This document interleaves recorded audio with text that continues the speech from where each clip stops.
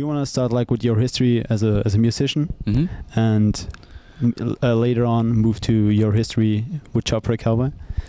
So let's start at the very beginning. Yeah. Like when and where were you born, and how did you grow up? I was born in... Tough question. Yeah, I was born in California, moved to Arizona at a pretty young age, lived in Dominican Republic for a handful of years of my life, but pretty much everything just started in high school. I think like with a lot of kids playing in our parents' garages. And honestly, you know, For A Cowboy was probably the first real band I ever had. I mean, I was about 15, 16 years old, and, you know, didn't really expect much. The whole idea was just to have fun, play some shows with their friends and their bands, and maybe, you know, make our way outside of the state. I didn't really expect much, but fast forward 8, 9 years later, here I am. No, I mean, it's just, in the end, I would have never expected this, so it's been awesome. Okay, you mentioned a few times that your mom actually got you into metal. Yeah. At a pretty young age. Yeah, she was, grew up with a single parent. She was a huge Megadeth, Pantera, Metallica fan. And, you know, I guess that was the gateway into finding, you know, hardcore, death metal, thrash, and like I said, here I am now. Well, actually, I told my mom about that because she got me into metal as well. Oh, really? She said, yeah, greetings from my metal mom to your metal mom. That's awesome. Yeah. So, and yeah, like you stated it, you started with Pantera and stuff like that, but you've also mentioned that you like big fan of Napalm Death, Misery Index. And when did you actually make the change to more extreme forms of metal? I would say just right before high school, I started dabbling. Obviously very curious. You know, the internet was starting to really get popular, and there wasn't really much of a metal scene in Arizona. It was more of a hardcore scene. But as soon as the internet really, you know, progressed with popularity and became more common in everyone's homes, it was, you know, blast off. It was just a whole world of music that I would have never found. So it's really just the internet. Thank you, internet. Yeah. So in 2005, you released the Doom EP. And how did it all come together? How did you write the EP? How did you record it? What was your like goal maybe with the EP? I mean, were there any goals anyway? There weren't really any goals, realistically. I mean, I didn't even think the band would write a full length. We were just having fun. We rounded up some money from playing local shows just out of merch. It took quite a while, but it didn't cost that much to record it either. And we just put a couple songs up on the internet and just kind of blew up. Again, didn't expect it, and looking back, it was very weird. But you know, I guess after that, things kind of got more serious, and the guys in the band realized we could do more than what we really originally thought we could have. So everything after that was just about setting goals, writing a full length, touring as much as possible.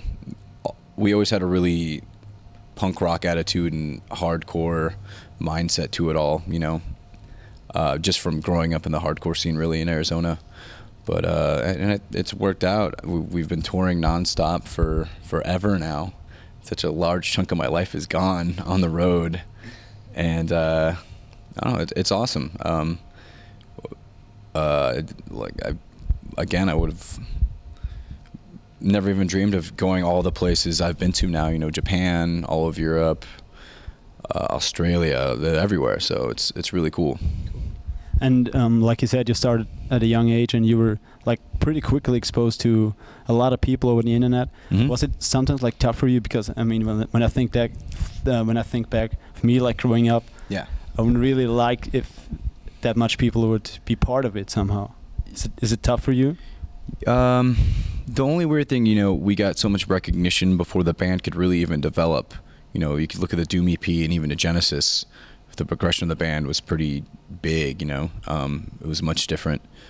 that was kind of the only strange thing. People have their mindset of what the band sounded like, and that's always the Doom EP. But you know, we didn't even write a full length yet. We were just still trying things out.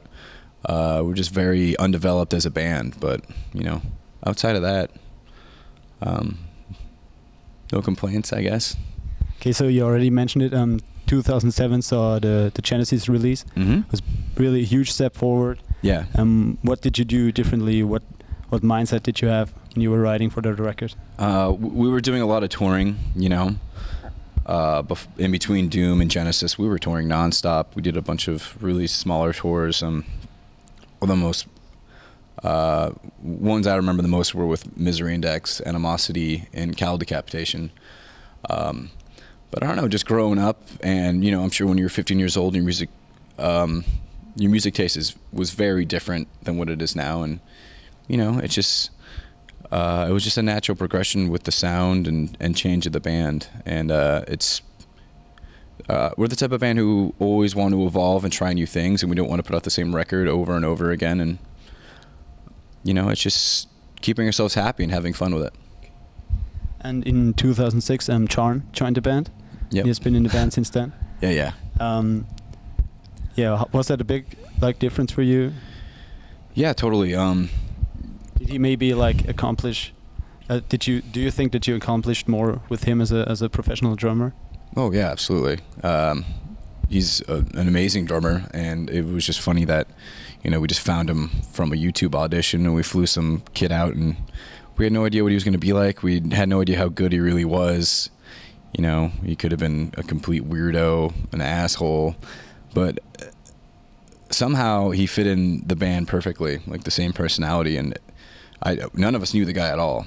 But no, he's helped the band progress quite a bit, and you know, he definitely helped change the sound of the band when he joined.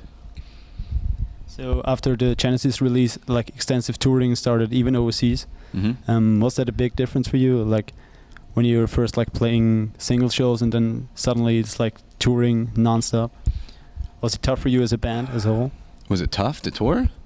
No, not at all. I mean, being that young, you know, we're all in our early 20s, 19 earliest maybe, and we're just having fun. We're having a blast.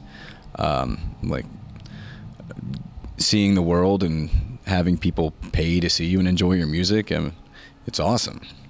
More or less. It sounds kind of maybe cocky to say, but it's a cool job to have, and you know, it's definitely gotten tougher and tougher as you get older. You know, tour does put a little bit of strain on you with everyday life and relationships, but it's still a good time. Okay.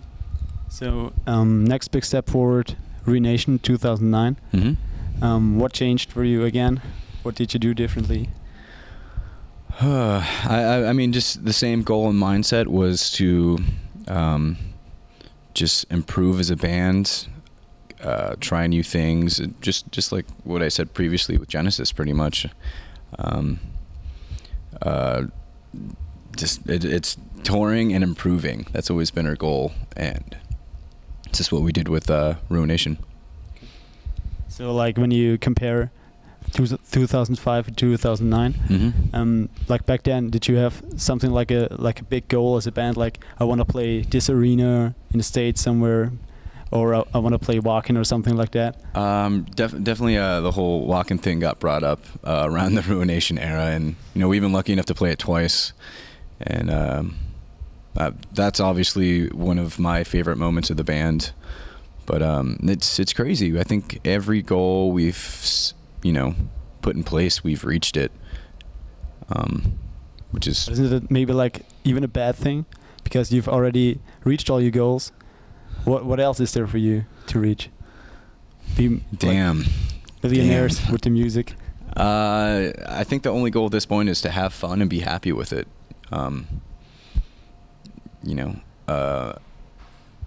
We could have made a lot of decisions where we could have made more money, if we kept putting out records that sounded like the Doom EP, we probably would have been a lot more successful, honestly. But we're just kind of being, as cheesy as it sounds, true to ourselves, and just, writing music that we actually enjoy. So in 2011, big lineup change. Yes. Brent and Bobby left. Yes. Especially like Bobby leaving was for me at the time pretty surprising. How did that come together? Well, Bobby, he pretty much got the family life back at home. You can't really blame anyone for that. I think he was just at the point of his life where he didn't want to be away 9 months out of the year. He wanted to just do the whole, start a family back at home, figure out a real life scenario. I think the touring life and regular, 9-to-5 job is obviously very different. But no, we're still on great terms. He actually helped write Tarnished Gluttony. Tarnished Gluttony. Wow, you really have been doing your research. No, so we're still really good friends. I still see him all the time at home in Phoenix. And then Brent, I'm sure, as you might have read. Yeah. We heard that. Yeah, he's, I think being on the road, a lot of alcohol and drugs are always in the mix. And I think, he took it a little too far and kind of lost touch of what was really important and kind of put that on a pedestal over, the important stuff and being in a band, and he just took it too far, and he had to go. But we found Tony, who was doing a lot of work with the Spies Icon in the Boston area where Al lives, and then Nick, who was in Cephalic Carnage, we've toured with before, we're already good friends with. It was just honestly a big step up in improvement in the lineup. They're honestly better musicians than the previous members were, and they've helped us progress and become a better band. And I think Demonocracy is for sure the best record we've put out. So, So with like the Gloom EP and Demonocracy, you found like, I think, a style. Do you agree, or do you think the next record is going to be another like huge change? We're already kind of working on it. We're itching to go back in the studio or just at home to write. Yeah, because we've realized what we could really do, what everyone's good at. I want to emphasize that way more.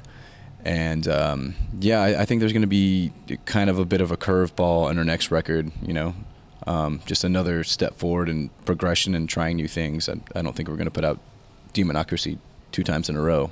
So we've already been talking about it and slowly been writing it. So that's kind of the only thing in our minds right now. So that's what the future for For A Cowboy looks like: having fun, touring, recording, putting out good music. That's the goal. That's the whole goal. Yeah. Nice. Would be cool if it stayed that way. Yeah, I hope so. Jesus. So last question. Yeah.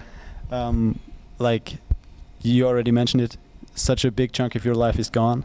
Oh God, yeah. How do you think you would have filled it if you weren't in For A Cowboy? I have no idea. I think it's a tough question, right? No, I think about that sometimes, and it's I have no clue.